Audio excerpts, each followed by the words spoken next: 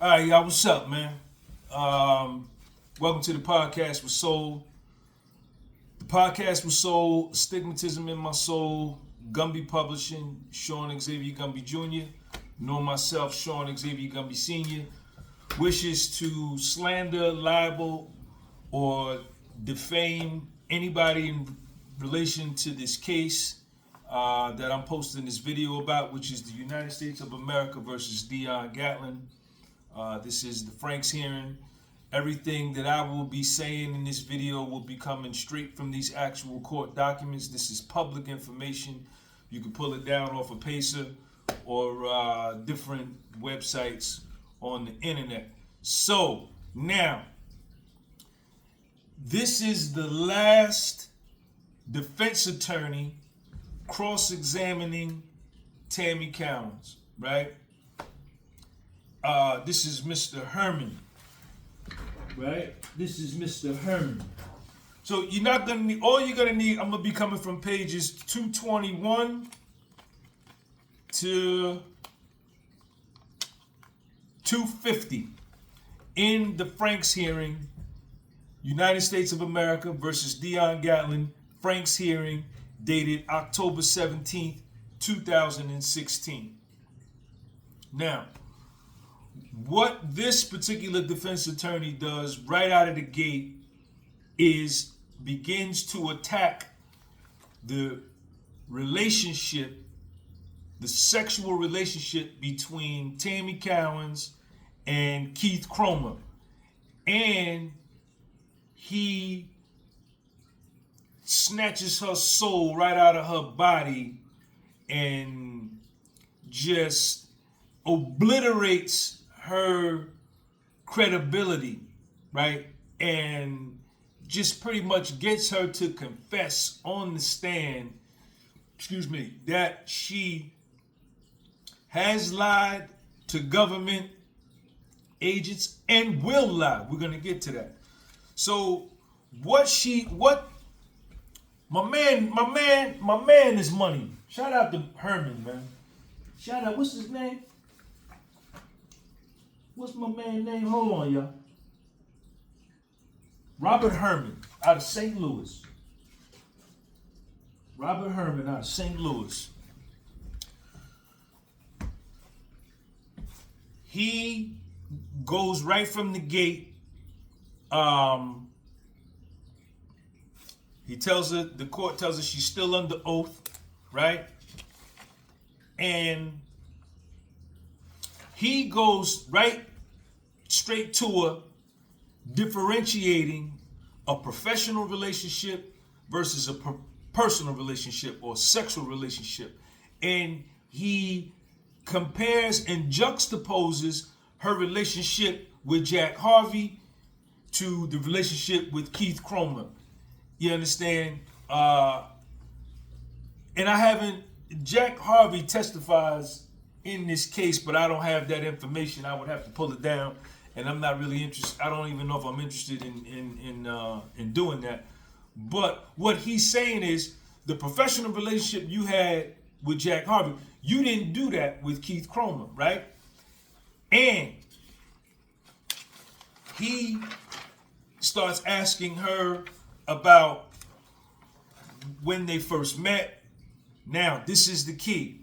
Remember, I told you, and if you read somewhere in the Franks hearing, Tammy Cowins expresses verbally on the stand that she met Keith Cromer after Jack Harvey retired. She got a call from Keith Cromer either the same day or the day after Jack Harvey retired. Remember, we spoke about that? And if you look in the Franks hearing, you're going to find that. And I'm not going to do that right now, but I just remember that's what it was. But now, when my man is drilling her, right, he's asking her, yo, did you ever go out drinking with Jack Harvey?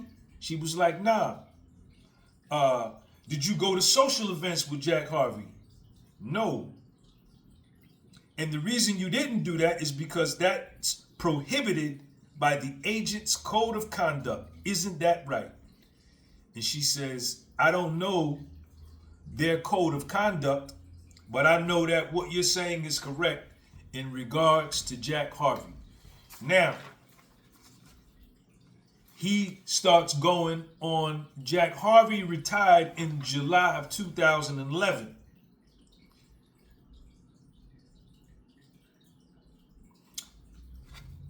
Attorney Herman, if Mr. Harvey says he retired in July 2011, you have no information to disagree with that, do you?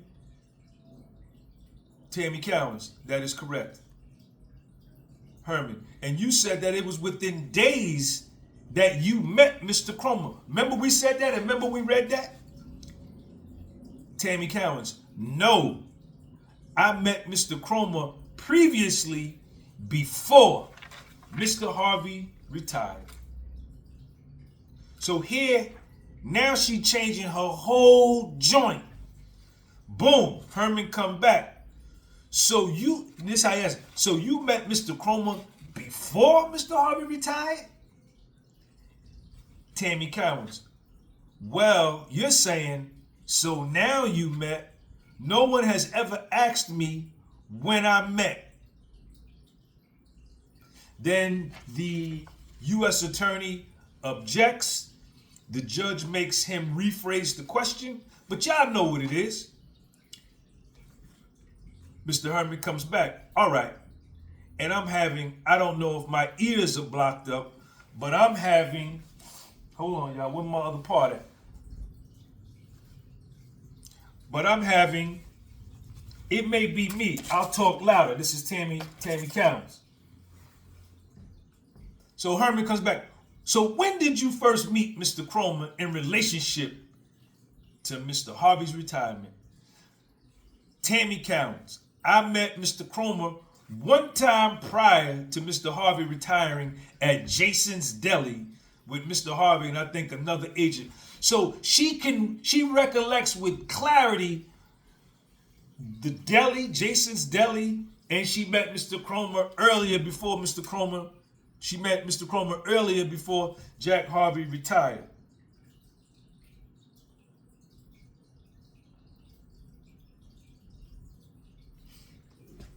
Busted, right? So now let's get on in this. So now Herman starts getting on her about the first time they met. So after, well, we know now she done lied. They done met before Mr. Harvey retired. But now Jack Harvey's turned her over to Cromer. So he calls her on the phone or email or something and says, yo, let's meet up. This is within days of Harvey retiring.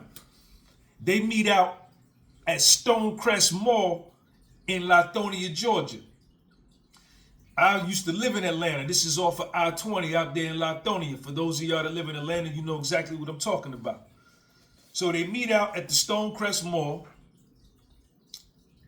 He tells her, I gotta pick up a gift for my wife. It's her birthday. Let's meet at Stonecrest Mall. It was a public place. When he meets her for the first time, he got another agent with him. Professional joint. Herman asked, was it a black dude or a white dude he was with? She said it was a black dude. Public place. Was this around July 2011? She's like, yeah. Then he asks her, when was the second time you met him? She come out and say, I met him at Applebee's in Conyers, Georgia. That's also in the Atlanta metro area out on I-20. He's asking her, was there any hugging and kissing going on there? She's like, nah. Then she says, hold up. Let me back up. Now, see, let me keep going. And then I'm going to add my input. Now, because Herman is asking, is this the first time you met you met Keith Cromer alone? She says, yeah, out at the Applebee's in Conyers, Georgia. So my man getting ready to step to her on that. And she said, hold up. Let me backtrack. That wasn't the first time me and him met alone. We met another time out in Stockbridge, Georgia at a spot called Bench Warmers. It was a sports bar. And they went there.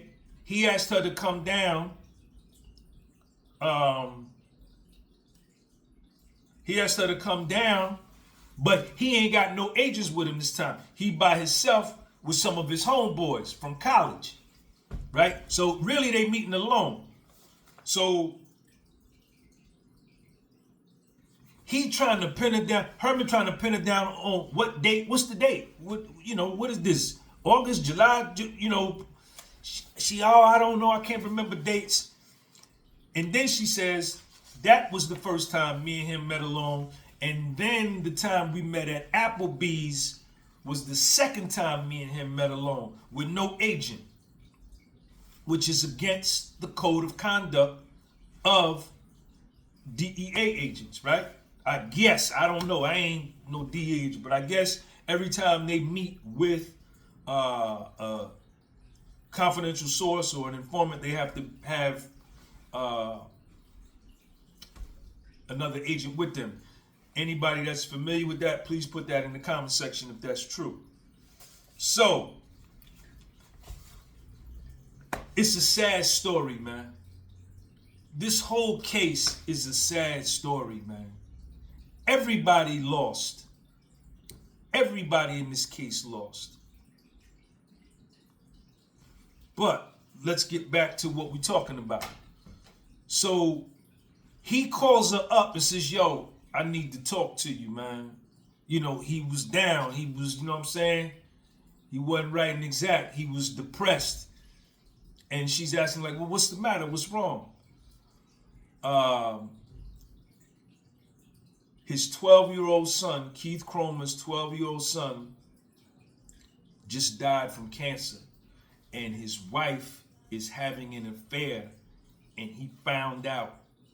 So he's dealing with a lot. My man is dealing with a lot. And then she begins to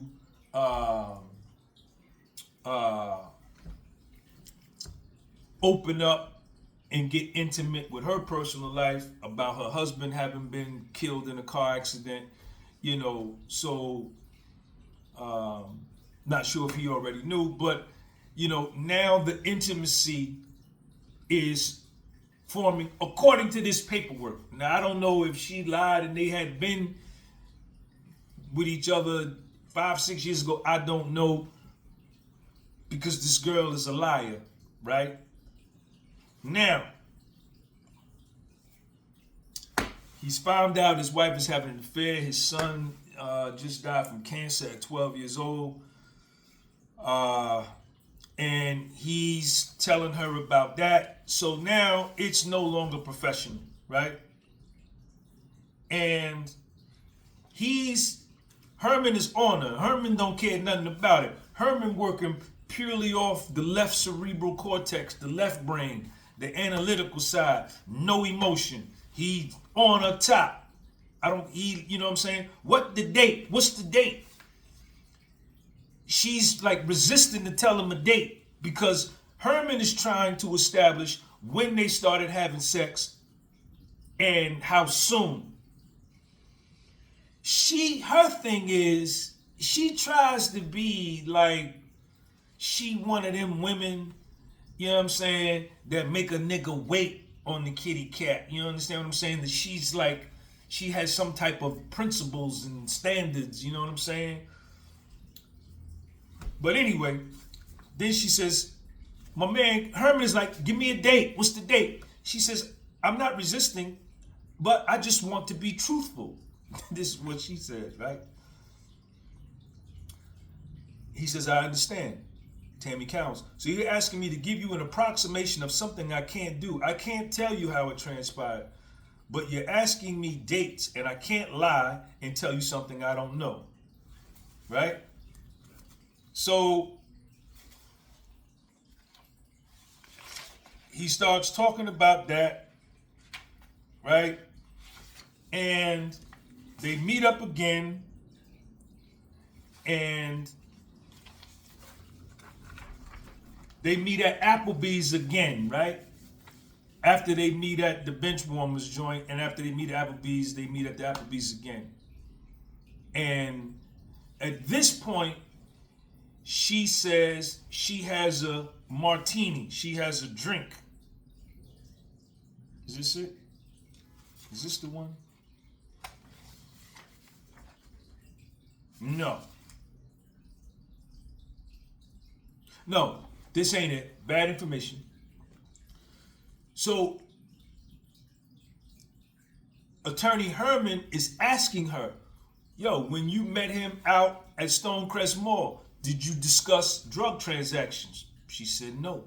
When you met him at Benchwarmers, did y'all discuss drug transactions? No. When you met him at Applebee's, did y'all discuss drug transactions? Which is what you were told you would be doing with Hispanics. Did you discuss any drug transactions? She says no. Right? So, what she's hired for, they not even doing. Yet, Herman points out, you getting money. They're making payments to you. They're making payments to you. So they meet up at Benchwarmers again, out in Stockbridge, and she gets tipsy. She says she has a martini, and she's a little tipsy. If I drink one martini, I get tipsy. I get, all that old, come on with the fakeness, man. Knock it off.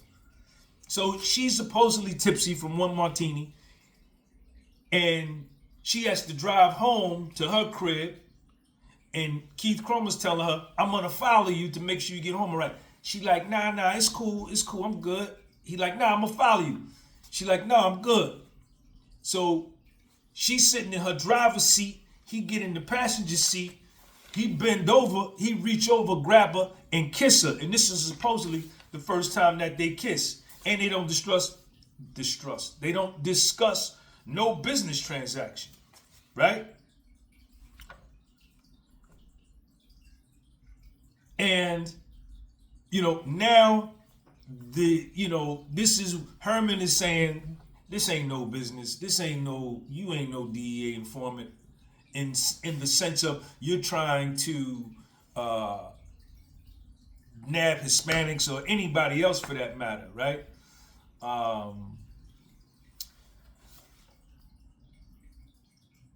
Then he asks her, when did you start having sex? And she says, well, me and him discussed that we wouldn't have sex until after he divorced his wife. I guess him and his wife were going through a divorce. And then he says, all right.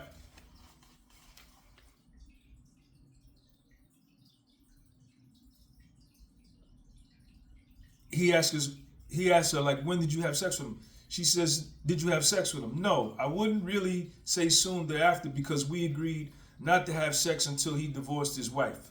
That was our agreement. You're asking, so I'm telling. Herman, why would you even have that conversation? Let's not have sex until you divorce your wife. This is what he's asking. And this is what she says. This is what Tammy Cowins says. Tammy Cowins. Because we were intimately kissing, and I guess we had a desire, we're human, so we had a desire for one another.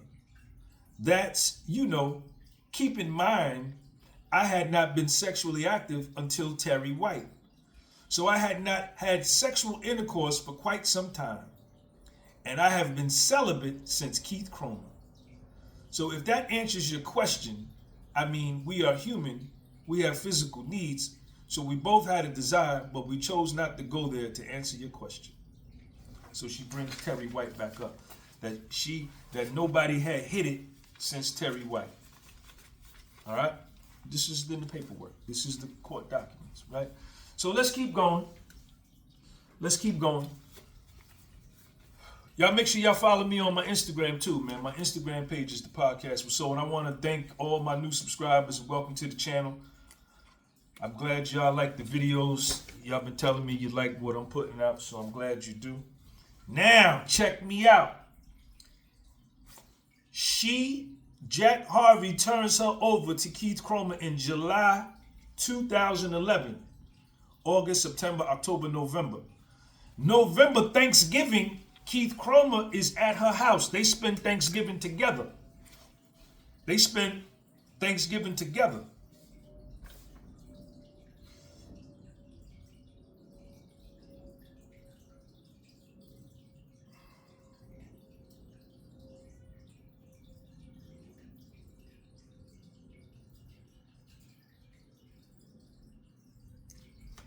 Herman, were you in a personal, intimate, and yo, for the people, y'all be in the comment section saying, yo, I'm too slow to take, then don't watch, man. This is very detail-oriented work, and I'm not on here just speaking from my emotions, with no type of documentation. I'm coming from actual court documents, man, so chill.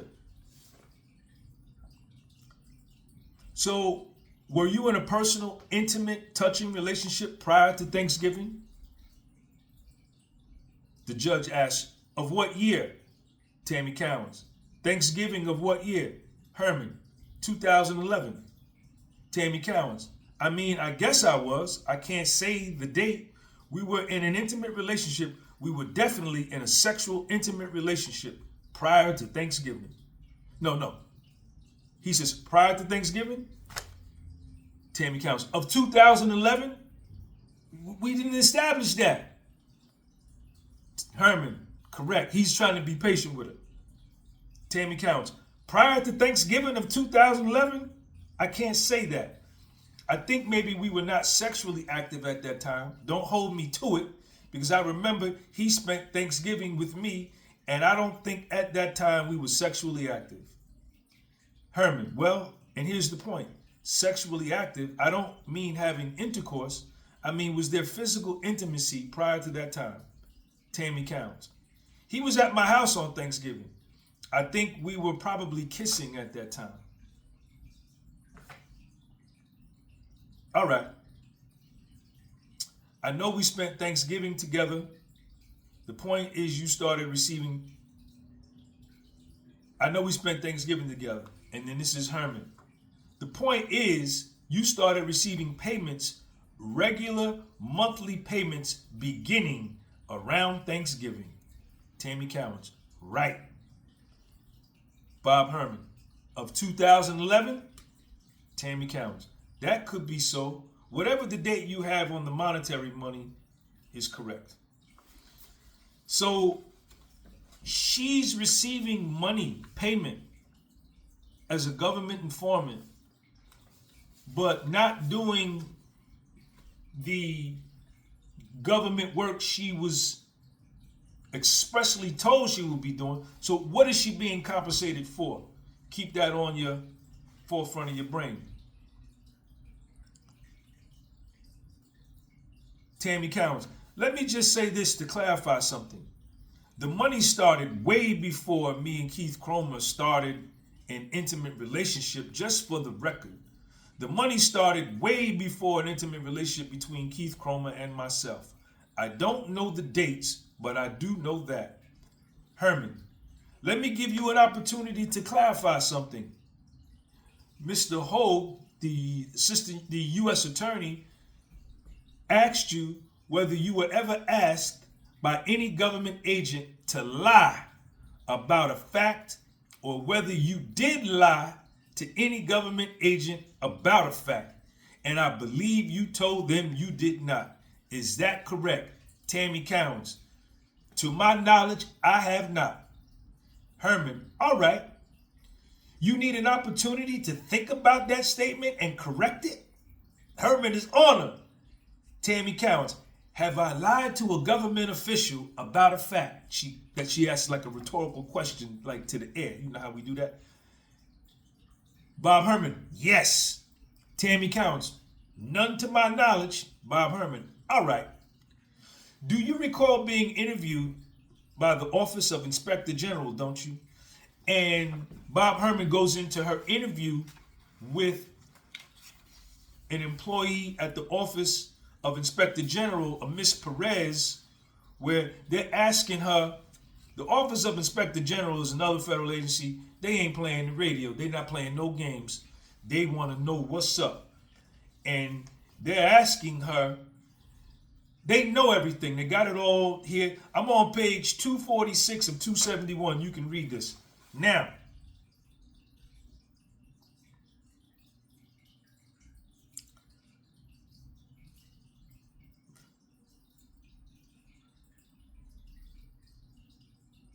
so he goes through the report that she's done with the Miss Perez of the Office of Inspector General, and he comes back.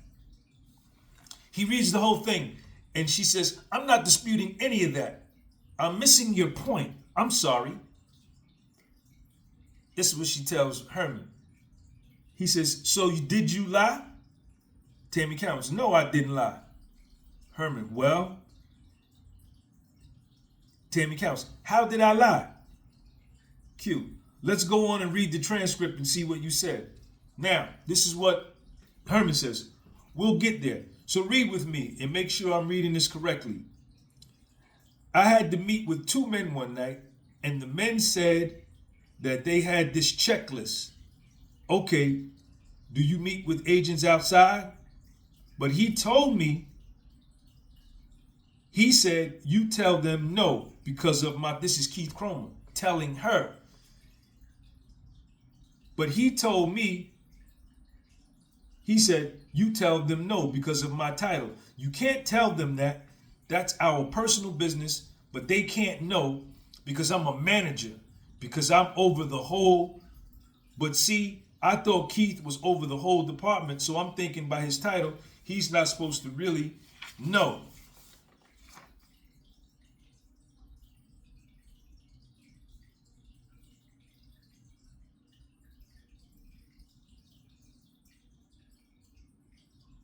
So she ends up backtracking, and Keith Cromer tells her to tell the Office of Inspector General, who was investigating him, that don't tell them that me and you have a personal relationship.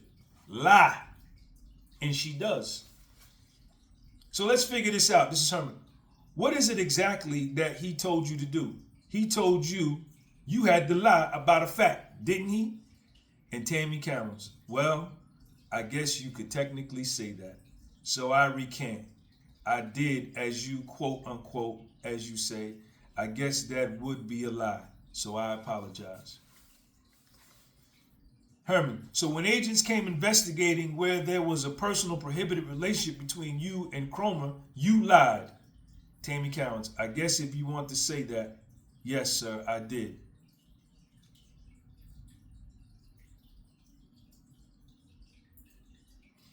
Because he asked me not to tell them, and the second time they interviewed me, I think they were his friends, and that didn't come up.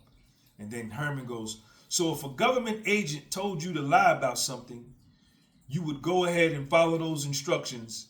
Is that what you're telling us? Tammy Cowens, if a government agent told me to lie at the time I'm trusting them, absolutely I will lie to trust them because they are telling me. You are government officials. You shouldn't be telling me to lie if there's not a reason behind it. This is what she said. Then Herman goes, if the U.S. attorney told you to lie, would you lie? Tammy Cowens, if I know he's telling me to lie for a reason, if it's going to benefit or something that he knows he's doing, then I mean, and Herman doesn't even wait for her to finish. Sure you would. Then Tammy Cowens, right. I mean, you do that when you're a confidential informant. He says, exactly, Herman. Check this part out. Check this part out. Tammy Cowens, when you go to meet somebody and you say, I got 5 kilograms, you give me this, you lie. Am I correct? Bob Herman. So if somebody, she interrupts him. Am I correct? Herman. So if somebody, I'm not the one answering the questions here today. He told her, he said, listen, you don't ask me no questions. I'm asking you the questions. If somebody told you to lie in this hearing, a government agent told you to lie in this hearing, you do it. Tammy Cowins, absolutely I would not do it because there's a lot at stake here. There's a lot at stake here. Bob Herman, you just told us that if a government agent told you to lie and you felt it was important to do so, you would do it. Tammy Cowins, if it's pertaining to business, that's what I would do. This right here is my life we're talking about. This is your job. So I'm not going to lie for anybody. That's it, man. So the thing is this, and I want to let's stay on topic, right? And let's deal with the facts. Let's deal with the facts. And this is why her getting busted on the stand, admitting to being a liar and lying to government officials. This takes us back to the three affidavits. The three affidavits. Don't come in the comment section getting at me. I'm dealing with the facts. The first affidavit she did, she was unknown. Her cover wasn't blown. She had just been working with Jack Harvey. There was a professional relationship. There was no malfeasance. There was no bad behavior. Everything was straight up and down like 6 o'clock. And this is when she does the affidavit. When at that time, remember, they say in the motion to suppress, Jack Harvey states that she was extremely reliable and everything checked out with her. And in that first affidavit, she expressly states 2 times that Big Meech in September 2011, check us out, check out the time, she starts getting with Keith Cromer, having these personal meetings, kissing and whatever, having drinks in July 2011, right? And she's receiving payments in 2011, but she ain't doing nothing with no Hispanics nowhere else. But in that affidavit, she attests, sworn affidavit, punishable by prison if found to be perjury. She says that Demetrius Flannery, Big Meech, asked her to arrange for Suarez and Cuffy to get together to move a large amount of cocaine. And in August 5th, she details that whole situation, implicating Big Meech again, right? I know y'all gonna say, yeah, but you just said, Sean, she lied, so none of that's gonna be a lie. Well, my contention is that at that particular time, she had no reason to lie because nobody knew who she was. She was a relative unknown, right? And she like we said, had already done a good job for Jack Harvey. And she came out right and exact and said, I want to get Big Meech a time cut. So she knows that if she does everything she did under the style that she did it with Jack Harvey, she is going to help Big Meech get a time cut, right? Now, the other 2 affidavits is where she calls everybody and says she lied. That ain't right. Big Meech didn't tell me to do that. That ain't right. But this is because she's been found out, her cover is blown, and people are calling her and telling her they're going to kill her, right? And her safety is in jeopardy. Big Meech's safety is in jeopardy because it's nothing for dudes in the feds to put in a transfer. Find out what prison Big Meech is in, put in a transfer to that prison, get shipped to the prison where Big Meech is at, and do something to him. It's not hard. And this is when she starts to lie, when she's under pressure, when she's exposed and in this Frank's hearing. So you make your own determination. And let me say this, man. a buddy of mine called me last night, and he, like myself in the beginning, you know, doesn't want to believe that Big Meech, that his paperwork is what it is, and his paperwork is not good. And he's throwing up points to me, Sean, what about this, what about that? But this, that, and I asked him, I cut right to the chase, and this is my man, and there was no disrespect. And I told him, I said, look, man, no disrespect, but have you read the paperwork? He said, nah. And I told him, then you can't even discuss this case with me, right? Because look at what I've read. Look at what I've read on this case. Look at what I've read. I've read not the entire case, but a big part of it that supports these videos I'm doing. So y'all coming in the comment section asking me to consider this, consider that. You got a fake profile name. Get the case and read it and draw your own conclusion. If nobody has read this case in length, I've read every line by line. It's taken me hours to read this. You can't discuss the case with me, man. I know this stuff. You can ask me a question. You can wake me up at 3:06 in the morning and ask me a question about this case, and I may be able to give you the page number and the attorney who crossed. I might be able to do that. You understand? Because I've read it. So that's it. I'm done. There was a redirect.